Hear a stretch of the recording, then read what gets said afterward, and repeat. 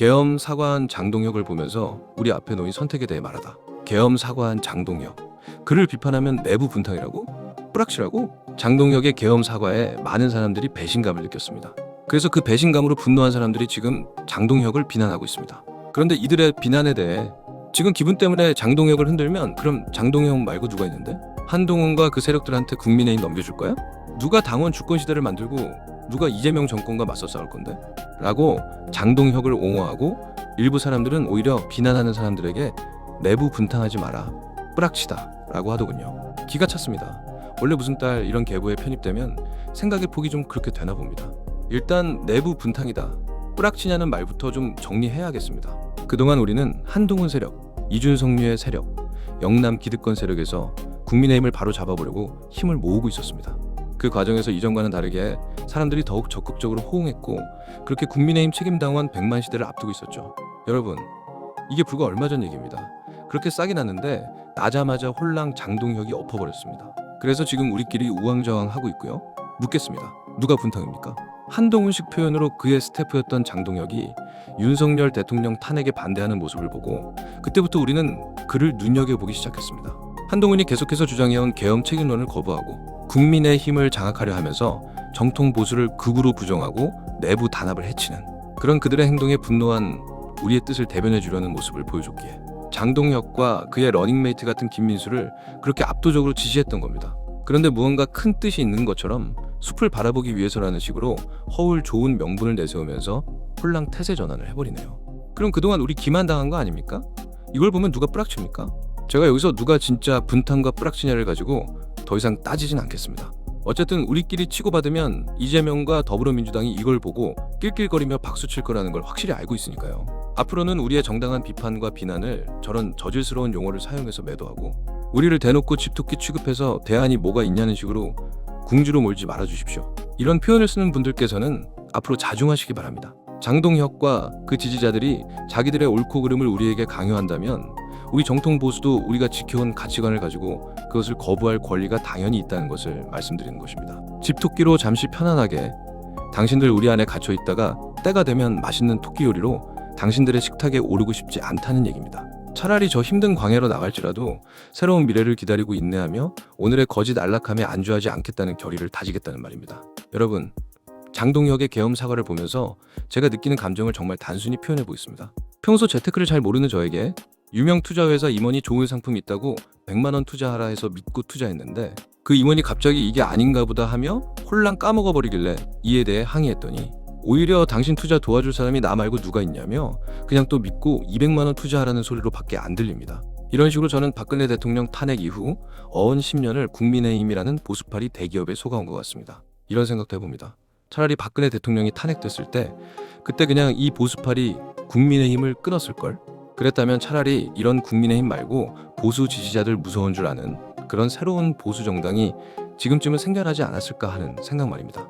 물론 이는 제 개인적 생각이자 안타까움입니다.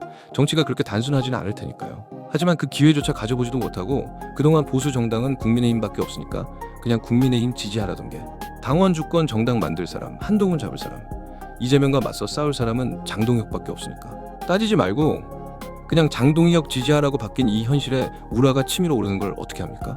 여러분, 어쩌면 우리는 우리가 그동안 지켜왔던 옳고 그름 같은 순진한 가치관이나 소신이 아니라 이재명과 더불어민주당을 잡으려면 우리도 그들과 비슷한 정치인을 선택하고 우리 또한 더불어민주당 지지자들과 비슷하게 바뀌어가라는 식의 메시지 속에서 그 선택의 기로에 놓여 있는 건 아닐까요? 저는 지금 단순히 장동혁을 지지하자 말자, 국민의힘을 탈퇴하지 말자 얘기를 하는 게 아닙니다. 우선 본질을 정확히 짚고 넘어가고 싶습니다. 그냥 이렇게 선택을 강요받고 넘어가서는 안 된다고 생각합니다. 이것들을 확실히 해놔야 나중에 우리가 어떠한 선택을 하더라도 그 결과에 후회 없고 핑계댈 수 없기 때문입니다. 이렇게 해놔야만 앞으로 우리 보수가 진정한 힘을 가질 수 있을 것이라 생각합니다. 이제 장동혁을 지지하는 사람들이 주장하는 조금 잃고 큰 걸 얻었다는 주장에 대한 제 생각을 얘기해 보겠습니다. 무엇을 얻었는지는 그들의 주장이니까 시간을 두고 봐야겠죠. 말로만 공수표를 남발한 건지 아니면 이번 투자는 정말 대박을 친 건지 말입니다. 하지만 우리가 무엇을 잃었는지는 분명히 따져볼 수 있습니다. 윤석열 대통령 내란 우두머리 사건의 결심 공판이 오전 9시 20분에 시작해서 자정을 넘겨 종료됐습니다. 무려 15시간이 넘게 이어졌습니다. 그러다가 윤 대통령 측 서중 조사와 특검팀의 최종 의견 구형, 피고인들의 최후 진술은 13일로 미뤄졌습니다. 저들이 도대체 어떤 이유로 윤석열 대통령에게 사형이나 무기징역을 구형할지 똑똑히 들어보기 위해 하루 종일 그 방송을 지켜봤습니다. 그러면서 이런 생각이 들었습니다. 지기현 판사가 설사 나중에 무죄를 선고하려 해도 이제는 절대로 그 명분이 쉽지 않겠다. 이재명과 더불어민주당이 한결같이 주장해왔던 부당한 주장에 대해 우리 애국 보수 우파에서는 적극 항거하고 맞서왔는데 보수 최대 정당이 계엄 사과를 해버렸으니 이제는 대한민국 모든 정당이 계엄은 잘못된 것이다 라고 인정을 해버린 것 아닙니까? 장동혁이 왜 하필 1월 7일에 주황색 넥타이를 메고 와서 계엄 사과를 했는지 더욱 의문이 듭니다.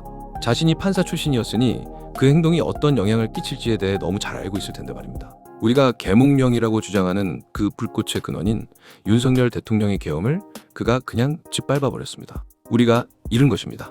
윤석열 대통령이 계엄을 하자 한동훈이 국회의원도 아닌 국민의힘 당대표 신분으로 국회 안에 앉아서 더불어민주당과 사태를 논의하고 계엄 해제 표결이 된 후에는 이재명과 악수했던 장면을 여러분은 기억하십니까? 우리는 그 모습에 분노했고 윤석열 대통령 탄핵을 유발시킨 배신자라 증오해왔습니다. 그런데 장동혁의 계엄 사과를 보니 한동훈은 잘못된 행동을 한 것이 아니었군요. 이제 한동훈의 잘못은 오로지 당원 게시판 사건으로만 국한될 것 같습니다. 이렇게 되면 그동안 윤석열 대통령 관련 한동훈을 비난해왔던 정통 보수가 국민의힘 내부에서 오히려 올바른 소수를 핍박했던 분탕 세력이 돼버린 것 아닙니까? 우리의 정통성이 훼손됐네요. 우리가 잃은 것입니다. 국민의힘이 그동안 우리 보수 지지자들의 눈높이에 맞는 정당이었습니까? 전 아니었다고 단호히 말하겠습니다. 그냥 자신들의 권력 싸움에만 몰두해온 보수 지지자들의 염원은 외면한 채 계속해서 집안 싸움만 해온 오히려 보수 지지자들을 독점하고 다른 대안을 막았던 정당이라고 생각합니다. 그런데 장동혁과 김민수의 등장은 우리에게 새로운 희망이었습니다.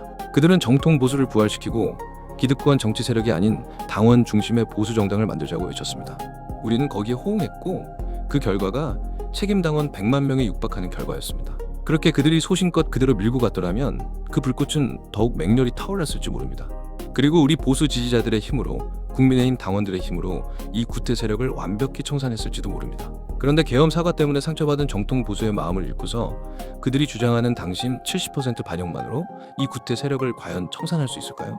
한동훈 세력과 이준석류는 가능할 수 있겠지만 그럼 영남 기득권 세력은요?